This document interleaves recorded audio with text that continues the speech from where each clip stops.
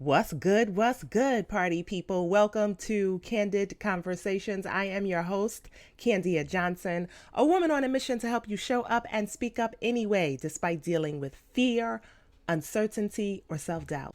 Today, we are talking about choosing courage over comfort. If you've been struggling with putting yourself out there, or maybe you put yourself out there, but then you drop the ball on your idea, and now you're struggling to pick that ball back up so you can get started towards working on the goal or the dream that you have for yourself, this episode is for you. Because listen, while people often focus on confidence, I always say confidence is overrated. Confidence comes last. You can't get to confidence without courage or curiosity. I believe that courage comes down to taking positive action against some of those thoughts that keep you stuck, those thoughts that keep you feeling less than. It's making the decision to even show up or speak up for what you stand for in life when there is no precedent or blueprint for success. Courage is having the audacity to make a left when everyone else is making a right. It's the nerve to show up in the face of uncertainty. It's having the audacity to speak up to the naysayers and the killjoys that exist in your family, your friends, your communities, or even your workplaces. Is having the audacity to show up. And here's the thing, people often talk about audacity like it's a bad thing. She had the audacity to say this. She had the audacity to do this. Audacity is a beautiful word. Anywho, today in the Candid Conversation streets, we have Candace Doby, an Atlanta-based speaker, courage coach, and author of The Cool Girl's Guide to Courage. Now, Candace works with universities and organizations to help emerging leaders activate their personal courage to perform their potential in school, work, and life. Candace brings a decade of research on courage with her experiences leading marketing teams at Chipotle Mexican Grill, solo traveling to more than 20 countries, writing a book, and starting a business. She's penned several essays to MSNBC.com. And Candace's whole mission is to make courage fun to talk about, easy to digest, and practical to activate. When she's not speaking, she's hosting her podcast, The Courage Hotline, or designing her line of pep talker greeting cards. And so we exchange a lot of laughs about our past and present struggles with courage and practical ways to activate courage every day so you can reach your untapped potential. Y'all listen, give me a 5-star rating, and share this episode with your people and let me know what you think.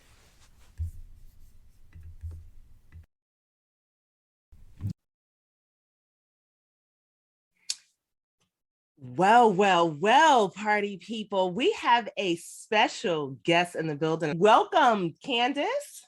Hello. Thank you for having me. I'm excited to be here. I am so excited that you are here with us. I'm always curious about people like you who are coaches, authors, speakers, and you're committed to uplifting others through your work. As children, we don't usually have those titles in mind. So, what did you dream about becoming when you were a kid? I love this question so much, and I don't think I've ever gotten this question. I can remember though, when I was younger, I specifically drew a picture and told my parents that I wanted to be a flight attendant. A flight attendant. Don't ask me how I got there. Don't ask me, because there were no people in my family who were flight attendants. But I think from a young age, I had this vision of traveling. I had this desire to travel and see different things and gain different perspectives, even when I was young. So that translated to me into being a flight attendant. Now, did you follow that at all in terms of actually applying to airlines to become a flight attendant? There were moments, I think, when I first graduated from school and you're just trying to get a job. I majored in marketing. But I do remember putting in applications at Delta and United for working with the airlines. And it didn't manifest with me working at an airline, but I can tell you that desire to travel never, ever went away. So part of my jam and part of what I do is I pair all of these different experiences that I've had personally and observations in my work.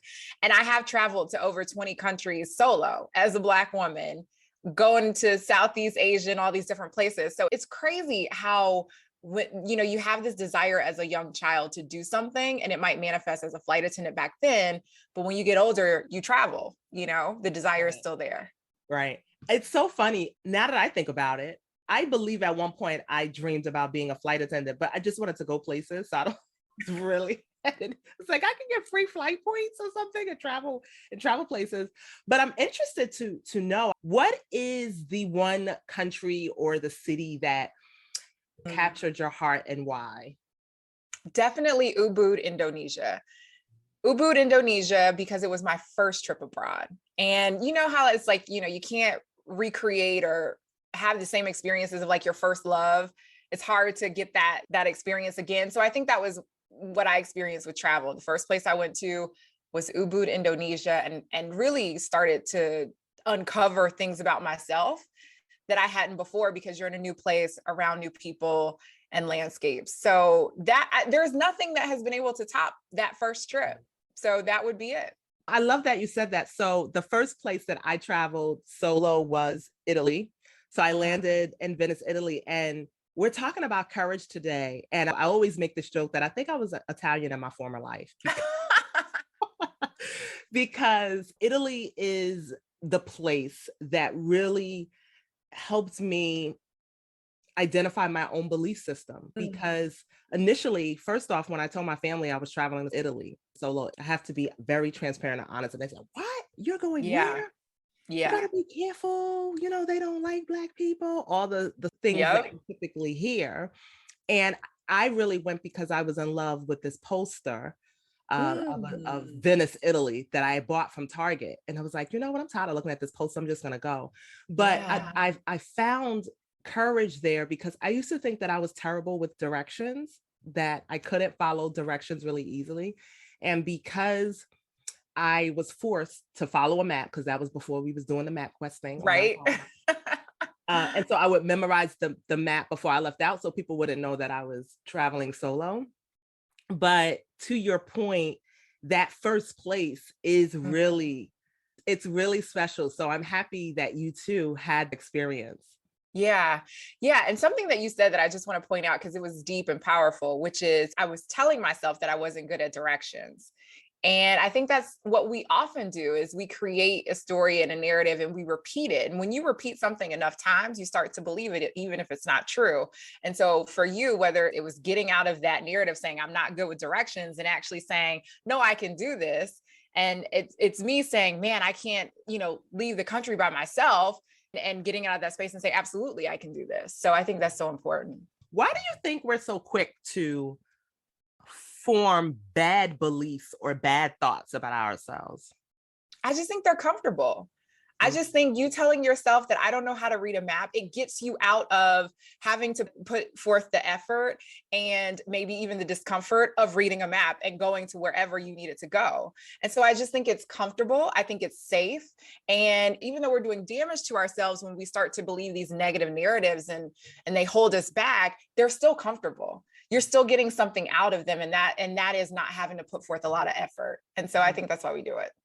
So true. So I'm also curious to know, you specialize in courage for young women, but listen, party people, I got to tell you, I was lovingly stalking Candace before this interview, and I'm like, on to the wiser. Those who are a little bit wiser as well. Okay. But don't worry. I'm gonna help y'all get your lives together and include all the links to her work and her book. And we're going to talk more about that. But I'm curious about a point in your life when you came to a fork in the road and you courageously made a decision that maybe went against what was popular. I started out wanting to be a flight attendant. So that was maybe when I was 8. And when I got a little bit older, I said that I wanted to go into marketing, that I wanted to work at advertising agencies and be this big, sexy executive at an advertising agency. So that was the dream when I got a little bit older. And one of the things that I recognized that just wouldn't leave me alone, that kept following me, was this theme of courage. And I didn't really know that that's what it was until I spent some time with it. But I have done a lot of courageous things in my life, moving from Chicago to Charlotte without having a job lined up, or traveling around the world, or challenging my bosses when I'm the only Black woman in a room. So things large and small, I've been able to conjure courage. But when I really started figuring it out was when I was leading teams, when I was responsible for other people's professional development and helping them navigate corporate spaces and professional spaces while being true to themselves and being honest, putting forth an honest expression of themselves. So I started to do some research, and really it's internal research, and figure out, well, what was the thing that was allowing me to do big things and allowing them to do big things? And there was this theme of courage that I just was like, I have to share with young professionals, emerging leaders, particularly girls and young women, how to conjure courage so that they can do big things, so that they can become better versions of themselves. So once I got this kind of idea in my head, I knew that it would require me to quit my job. I knew that it would require me to leave behind the successful marketing career. I had been doing it for 16 years. I was managing an entire program for $1 billion brand. But I knew if I really was going to move on this mission and this vision to spread the good news about courage, I was going to have to leave. So that is a moment when I had to decide. It was a fork in the road, as you said. I had to decide, what was I going to do? Was I going to stay with all the comfortable kind of societal bling, the things that were flashy, that people think that you're crazy for giving up? Or was I going to go in a different direction? Oh, I love that. I also like that you said I needed to do the internal research. So Yes. a few weeks ago, I had Torrey Roberts on the podcast, and he has this quote that I am in love with. And he said, when you think of yourself as a mystery, it leads to self mastery. Mm, so true. So true. And that quote is probably the thing that stuck with me the most, because in your internal research, what I hear that you're saying is you had to find the answers within instead of seeking Absolutely. the answers without. Yeah, and I love that. It really aligns in what from what he said and what I said, and that really is it. We hold all the answers, but there's a lot of stripping away that has to happen. A lot of stripping away of other people's opinions and their limitations and their fears. And so in order to be able to strip those layers away, you do have to go internal, and you do have to follow this path of internal inquiry, which is asking yourself questions about what you really want and what purpose you're called to fulfill. And do you trust yourself? Because that's part of it. Is people don't leave the jobs, don't do the thing that they're called to do because they don't trust themselves to figure it out if things go sideways. They don't trust themselves. So that's an important question I had to ask myself is, Candace, if you do this, do you trust yourself to be able to figure it out when it seems challenging? Right. Part of the challenge for me and making the tough decisions and being at that fork myself when changing working corporate to now having my own company. I like that you said it's the stripping away, right, Mhm. of the thoughts and the actions that you thought you were going to take, or maybe the thoughts and the behaviors that you were raised to live by. And Mhm. so for me, unlearning has become more important than learning in itself. What are some Yes. of the things that you've had to unlearn when you think about how you were brought up, or some of Yeah. the things that you faced throughout your career? What are some of the thoughts or the beliefs that you had to unlearn and create new beliefs and thoughts for yourself? That's a deep one. I think we can go from just the way that our society positions or lays out how a person should grow and develop, from going to primary school, secondary school, primary, secondary, high school, to college, to getting a job. Like that is the path of the majority. And my parents worked their jobs for 35 and 36 years. And so one of the things that I had to unlearn was that was the only way, that thinking and really internalizing that was the only way to get stability, financial, stability, to become whoever I am to become. So I would say that is just one of the things that I had to overcome, is thinking that's the only way. And I would say another thing is there is so much stuff put into being able to have the things, the company car, the frequent flyer miles, the six-figure salary, there's so much that our society puts into possessing those things. And so I did had to get through the thought of if I was to give those things up. And I work for a very recognizable brand. So I knew that if I was going to be separating myself from that brand, I had this very real fear of losing street credibility. I could go tell anybody that I work for this particular brand and they'd be like falling all over me. I had to unlearn that that's where my value came from and that's where my really purpose came from. And so, yeah, it's just really being able to detach from those things. Right. Oh my gosh. So I was laughing. You all can't see us, but I was laughing as Candace was speaking because y'all know I be wanting to scream sometimes when people be speaking like, yes, yes. But I love that you are transparent about the fact that you might lose your street credibility because I too was working for a very recognizable brand. And it was always my dream to speak before an international audience, for a global audience. And so I thought to myself, well, Candia, if you take this leap, you won't be able to get paid to fly halfway across the world to speak for a global organization. And guess what God did? Like, 2 years after I quit my job, I'm in Nigeria speaking. I've been into Kenya speaking. And so that's how it works.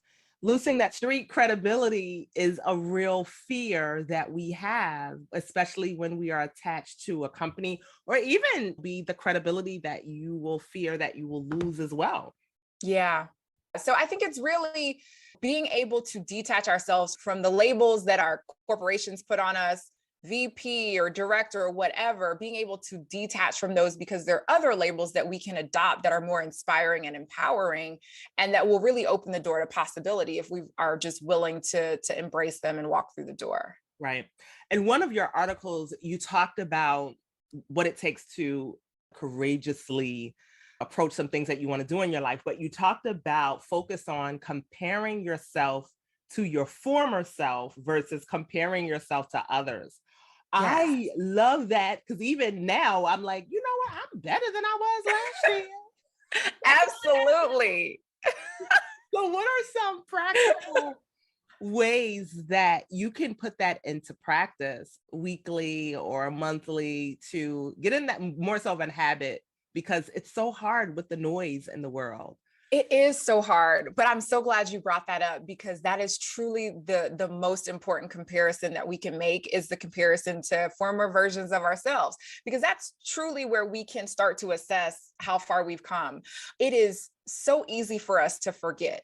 It's so easy for us to forget our skills, our talents, our purpose, the lessons that we've previously learned, all of the goodness that is within us, because our brain wants to put forth all of the negative imagery, what could go wrong. So I think it's important to intentionally engage in the process of remembering how dope you are. And so that can be done, honestly. I make it a practice of waking up every morning and remembering one thing about the day before that I did well. I know people who have said, I'm going to do a voice memo at the end of the day about something that I did really well or some strength that I exercise during the day. And that's really critical and important. And if we do that enough, we can get in the habit of remembering literally how dope we are and have that carry us forward so that when we do want to compare ourselves to things and other people, we can look back to last week and last month and last year to see how far we've come. Oh, such practical advice. I've been meditating every day and I love it. Some of my sessions are guided meditations that help you recall those dope moments. Yeah. Right. That you may have forgotten about so that you can connect the dots to your future self, who you are becoming. And it's been such a powerful way because sometimes my mind likes to take me down the negative Nancy or Killjoy street in the morning. And so those sessions have been very powerful to do a lot of what you said, to compare my current self to my former self, but then even get connected with my future self. Yes. And I'm going to be very honest and transparent and say, I'm doing well in my business. But if I get on Instagram or if I get on some platform, I can see very easily all the people who are doing better than me, seemingly doing better than me, and so that's not inspiring. That's not empowering. And so we do compare ourselves to other people to get information about ourselves. That's one of the ways we get information about ourselves, which is fine. People say, oh, we need to stop doing that. It's going to happen. It's a part of being a human. But we have to say, all right, intentionally, let me take where I am right now and compare it to where I was last year. And we should be like doing all kinds of happy dances in our bathroom mirrors when we do that, when we make that comparison. And it's so funny. And I saw this reference in one of your articles as well, that research says our brains are hardwired to focus on the negative. I'm like, why didn't y'all tell me this when I was like 8 or 9 years old? I probably could have avoided a whole lot of things, but unlearning becomes critical. It becomes so critical. And it goes back to hundreds of thousands of years ago. There's this instinct that we have inside of us that is really centered around self-preservation. So it's like, that's the innate kind of biological goal, is to be preserved. And the way that our brain does that is it's going to put every negative thing in front of you so that you can run away from it as a way to preserve yourself, go into self-preservation mode or protection mode. And it's how we're wired. And we do have to do a lot of intentional stuff and put forth a lot of effort to counter that. Right. And it's so funny. So before this interview, I was watching The View with Viola Davis. And love her. Yeah, love her. And just hearing her speak and be so transparent and vulnerable about her story. But she talked about shame being a holdup for her, particularly around, so according to her, she was raised in extreme poverty. She watched her mom be abused at the hands of her father. And she's I like to say a chocolate woman. And so she's had, some issues around her complexion.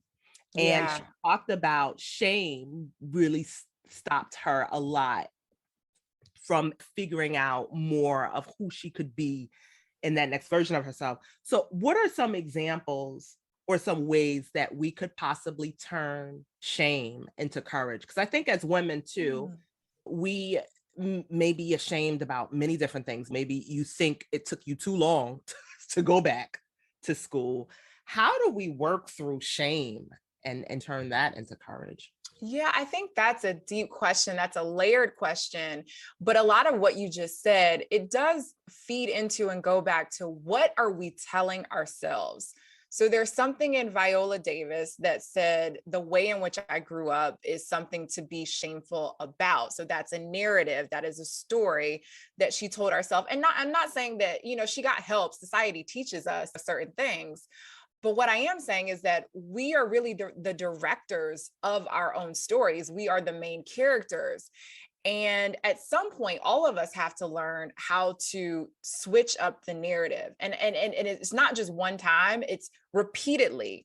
You switch up the narrative when the narrative is taking us to a space that is not inspiring and empowering. And I'm wondering if that's some of the work that she did. But you ask how you turn that into courage. One of the biggest acts of being courageous is having the courage to confront ourselves. So a lot of people would probably want to stay in that space. I was just watching Ultimatum on Netflix, and I don't know if anybody has seen that show. I have. You have seen it. Okay. Yes. There is a person on that show, Zay. I watched season 1, not season 2. But Zay constantly talked about how he grew up not having what other people had and how he had a really messed up childhood. And you saw that story that he continued to repeat to himself play out in how he had interactions with some of the women that he was dating. He was ashamed of that story, but he used that to explain some of his behaviors. And really what needs to happen, I'm not saying this is what he needs to do, but what we all need to do is we have to have the courage to confront ourselves and be real about some of the stories that we are telling ourselves, if they are true, if they are exaggerated, if they are keeping us in a space where we cannot move forward. We literally have to do the internal research and have the courage to do it, because there's going to be some stuff that comes up that we do have to deal with. And a lot of people, don't necessarily want to deal with the work that has to be done. I like that you brought up the Ultimatum, because I am just on episode 5, but I heard Zay talk about his upbringing. And Mm. one episode, he was meeting the family of the woman that he decides to stay with for the 3-week thing. But he talks about the fact that his parents are still alive, but he really doesn't have a Yep. relationship with them.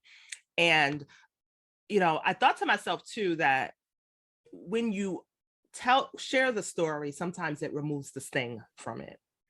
And I got that same energy from Viola, in that when you keep the story, and that's not saying you have to go around spitting all your business, okay? But sometimes when you share the story in hopes, especially in hopes to help other people, uplift other people, let other people know that you're not alone, that helps to also provide healing. I believe that sometimes your story has healing power.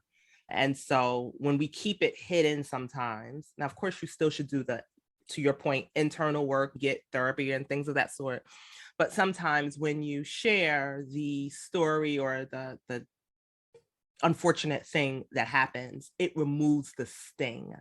Yeah, I do believe that. And that's why this is so layered, depending on where people are sharing the story, to just get it out there, because it becomes less of a weight to them. The more that you share it, the less it becomes of a weight to you.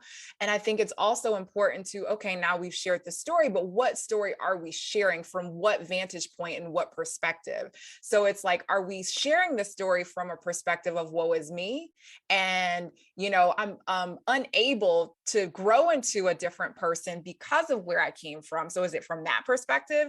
Or is it from a perspective of, yes, this is my story, and this is what you know, accepting that story and personalizing it and looking at it in a different way has opened up some doors and opportunity for me to learn and grow and develop. So true. We have to figure out the lens, right? What's the Yeah, angle we're we got to telling? figure out the lens. Yeah, it's That's layered. very, very true. So your mission is to help emerging leaders everywhere courageously speak up, stand out, and stay true to themselves by making courage easy to digest, fun to talk about, and practical to activate. And I want to touch on that part of your mission, to stay true to themselves, to stay true to yourself, Mm. especially considering noise of social media. And like you said, you could look at Instagram and then all of a sudden you think, I should be doing that too. Maybe I should be pop Yeah. locking on TikTok. I don't know. Or pointing on TikTok. I don't know. What are some of the things that you do to relieve yourself of that pressure so you could activate your courage? There is one thing that I repeat to myself and I share with other people too. When I find myself in a space of doing all the comparisons, struggling far more than I should ever be struggling, the thing that I remind myself of is a question. And that question is, what rule am I following right now that does not exist? And that is an important question, because a lot of times what happens when I'm struggling and straining and looking around and trying to see what other people are doing, it's because I'm following some rule that doesn't really exist. And those are rules of looking at other people and seeing how they did it and thinking I have to do it the exact same way. It's looking at what my parents did and what they believe and thinking I've got to believe the exact same way. So these are rules and restrictions that I have placed on myself, and I bet a lot of other people place on themselves, that keeps us from moving forward. And so I think that is a really important question that I ask myself, that other people can ask themselves too, is, okay, am I following a rule right now that actually is not real? And I think a lot of times when we ask ourselves that question, we will, I'm going to say 99% of the time, find out that we're following some made up rule. Right. Oh, okay. So listen, y'all, Candace is not sharing the full tea, okay? Because that question is actually one of 3 questions that she shares to help you get unstuck and make better decisions when you're trying to move forward. I noticed from an article that you wrote, you said 3 critical questions we should ask ourselves to help ourselves get unstuck. Are you waiting Yeah. for permission? Are you following rules that don't exist? And are you looking for validation? And I was like, oh, that's a mic drop moment. I started looking at myself like, let me call myself to the front of the congregation. Wait a minute. So wait, okay. So what are some behaviors that may show you that you are looking for validation, not true help? Because I think a lot of the times we tell ourselves, I don't know how to get started, or we do things, but we're doing these things because we want validation or approval. Yeah. Yeah. I think we know when we don't trust ourselves. I think we know. And when we look for validation, it is a result of us truly just not trusting ourselves, not trusting our capacity to decide and make a decision, and also be responsible for the outcome of that decision, no matter what it is. We don't trust ourselves, or we don't want to be accountable for our decisions. And I think we know that. I've talked to young women who are trying to figure out what college they want to go to. They don't want to make a decision because they don't want to be responsible for that decision if things didn't go right. So we know that. And that's looking for permission. So that's looking for permission to make a decision. You asked about validation. And I think that validation comes from a place of just not being self-assured and not being self-aware. I think we constantly need somebody to pat us on the back and say, good job. And that comes from a place of not knowing your value, your worth, and being assured in that. And so I think we do know those things. I think when you are truly looking for advice and you're truly looking to grow, you are not asking, how did I do? You're not asking, well, did I do a great job? You are truly coming from a place of wanting to improve. You're truly coming from a place of knowing, first off, what you did well, what you could work on, but getting another perspective. So you're adding on top of what you think is your foundation, and you're just adding on top of that for perspective. Okay. Yeah, That, guys. So you have a new book out, Cool Girl's Guide to Courage. Yes. to Courage. And tell us about the book. What are the points that really inspired you to say, okay, I need to package this into a Cool Girl's Guide to Courage? When I first started my speaking and coaching business, I was talking to young girls, so girls in middle school and high school, about courage. What I very quickly realized is that courage is not a topic that young girls or young people in general want to be talking about. It's not sexy. It's not Beyonce. It's not Meg Thee Stallion, or, those types of things that we want to be talking about, quite honestly. So I knew that if I was going to reach girls and really have them start to explore their courage, that I was going to have to make it fun. It couldn't be this like intimidating or boring thing that I went out and talked about. So I had this idea. I said, what if courage was a real person? Like, what if courage was your 27-year-old cousin who was real cool that you wanted to be just like? What would courage say to you if courage saw you feeding into your self-doubt and limiting beliefs? Like, what would courage say? So I decided to write a book and give courage a voice. And the voice is one that I think blends truth, love, and shade, which is what I say. And it just gets really real about, this is what courage would say if you start to let fear talk to you crazy and stop you from doing the things that you want to do. So it's a book of quotes in the voice of courage and of journal prompts to really help girls and young women start to get some of their thoughts out of their head and on paper, so that they can get some more clarity and move forward and do the things that they need to do, whether that's audition for the team, ask for the raise, travel to another country, or whatever. Right. Now, here's why. I mean, I love the book for the, especially how you've just explained the purpose and the intent and how it came about. I love it for many different reasons, but a few things come to mind for me. One, I feel like while I focus on confidence a lot, I always say that confidence is overrated, because before you get to confidence, you have to start with courage and curiosity. Yes, I love that. Curious enough to question your thoughts, question some of the things that you were raised to believe, some of the things that are no longer serving you, and then courageous enough to come up with new beliefs and follow those actions. And so for me, I've learned that the actual confidence and really looking confidence and speaking confidently it comes last, because first you have to go through that process of courageously making a decision and sticking to it. That requires courage. Oh, definitely. To confidence. And then the second reason why I like the intent of your book is because I feel like the best relationship that any of us will ever have is the relationship you have with your inner voice. And I like that you have the shade thrown in there with love and shade, because I am a huge fan of self-talk. And, Yes. sometimes I'm talking to myself in third person, Candia, girl, what are you doing? We're not doing this today. What you doing? Girl, what? We're not doing this today. Is this belief serving you? Like, really? What are we gonna do with this?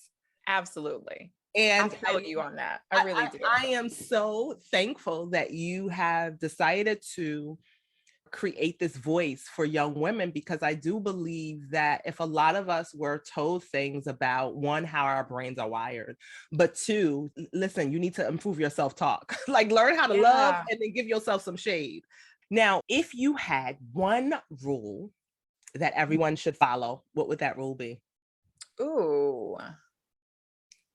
One rule. Thank you for asking that question. You have me thinking about all kinds of things that I have not thought about.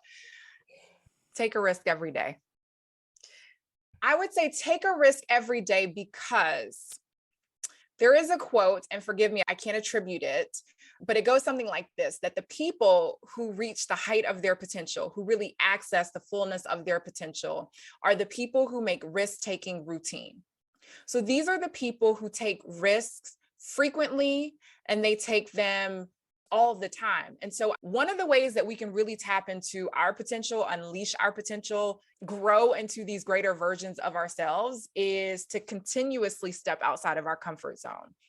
And so we can do that by taking large and small risks. It doesn't matter the size. It just matters that you are doing something to challenge yourself. So that could be on a daily basis. If that's trying a new food, if that's risky for you, going to lunch or dinner somewhere different, if that is making your own decision about what you're going to wear. I don't know. Some people have to look to a partner or a friend to be like, what should I wear when we go out? If that's risky for you, we could start there, all the way to stepping out, leaving your job, to doing your own thing, to traveling solo, to starting a new company, whatever. Those are some bigger risks, but it's just important that we every day are doing something outside of our comfort zone. So Candace had to break that down, because I gave her a little side eye, like, wait, what? A risk every day? What's that gonna look like? Child, I don't know. I like to have a plan for risk. But I love that you said, like, little practical things. If you look for advice around what to wear, from your outfit to even shade of lipstick, Yeah. I do believe that even courage and confidence, it is like going to the gym. It's a muscle, and you Preach. have to exercise it. So I thank you so much for that very practical advice. Last question: how could myself and my Candid Conversations peeps continue to support the life-changing work that you are doing around the world? How can we continue to support you and follow you? Let us know. Thank you. I am at CandaceDoby.com, and that's the hub. That's where you can get everything that I'm up to. I would say, more practically than just going to the site and looking around, purchase the book, A Cool Girl's Guide to Courage. One of the things that people who have already bought the book already tell me is that it's not just for young girls. It's not just for your 13-year-old. People who are 33 and 34 and 50 and 70 and 100, they can get value out of the book. So purchase the book, share it.